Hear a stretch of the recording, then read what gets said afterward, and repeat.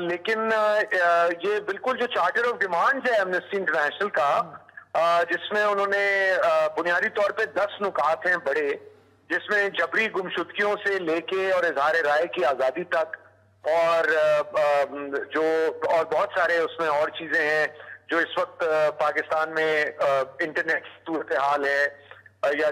سماجی رابطہ کاری کے جو پلیٹ فارمز پر پابندیاں ہیں ان پر بھی بات ہے، اور دیگر موضوعات پہ بھی گفتگو ہے، سیاسی آزادیوں اور سماجی شہری آزادیوں کے سلسلے میں۔ تو ظاہر ہے کہ اس کی تائید ہی کی جا سکتی ہے، اس میں کوئی نئی بات نہیں ہے۔ انہوں نے صرف ایک یاد دہانی کرائی ہے موجودہ حکومت کو کہ پاکستان میں جو انسانی حقوق کا جو ریکارڈ رہا ہے وہ کوئی پچھلی حکومتوں کے دور میں بھی اور اب بھی وہ کوئی بہت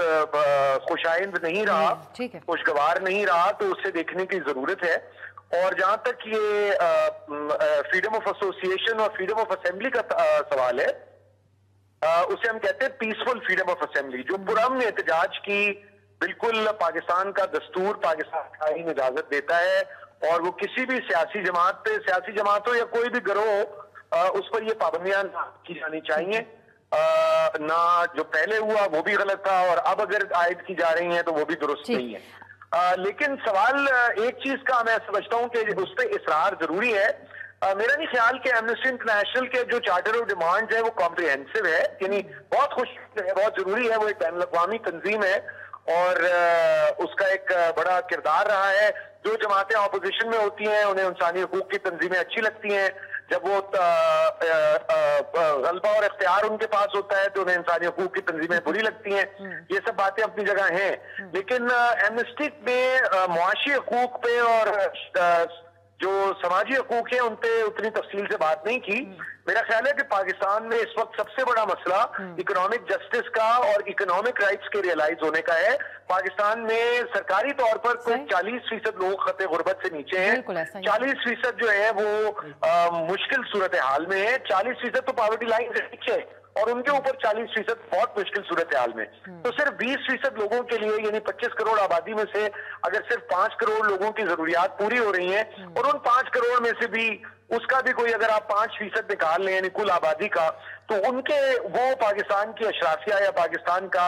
اعلیٰ متوسط طبقہ ہے، تو پاکستان کے محنت کشوں کے جو حالات ہیں، جو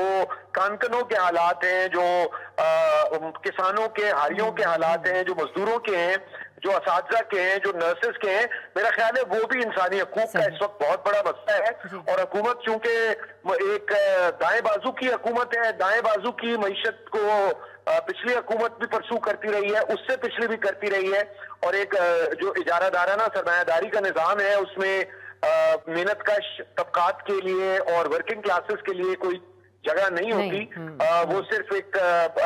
ٹرکل ڈاؤن کے ذریعے سے بینیفیشری ان کو بنانے کی کوشش کی جاتی ہے، اور وہ پاکستان میں تو کم از کم کامیاب ایسا نہیں ہوا۔ تو میرا خیال ہے کہ معاشی حقوق پر گفتگو بہت ضروری ہے۔ جو میں سمجھتا ہوں کہ ایمنسٹی کے چارٹر کے بیونڈ جا کے جو لوگ پاکستان میں رہتے ہیں، اسی طرح جو سماجی حقوق ہیں، صحت اور طب کا سوال ہے، تعلیم کا سوال ہے، جتنے یورپ کے بڑے ملکوں کی آبادی ہے اتنے بچے ہمارے ہاں اسکول سے باہر ہیں، 2 کروڑ 62 لاکھ بچے، اور جو اسکول جا رہے ہیں ان کا بھی جو معیار تعلیم ہے وہ ناگفتہ ہے۔ تو یہ سارے مسائل ہیں اور ان کی طرف بھی ریاست کو توجہ دینی چاہیے، اور یہ صرف لوگوں کی ضروریات نہیں ہے، یہ لوگوں کا کے حقوق ہے۔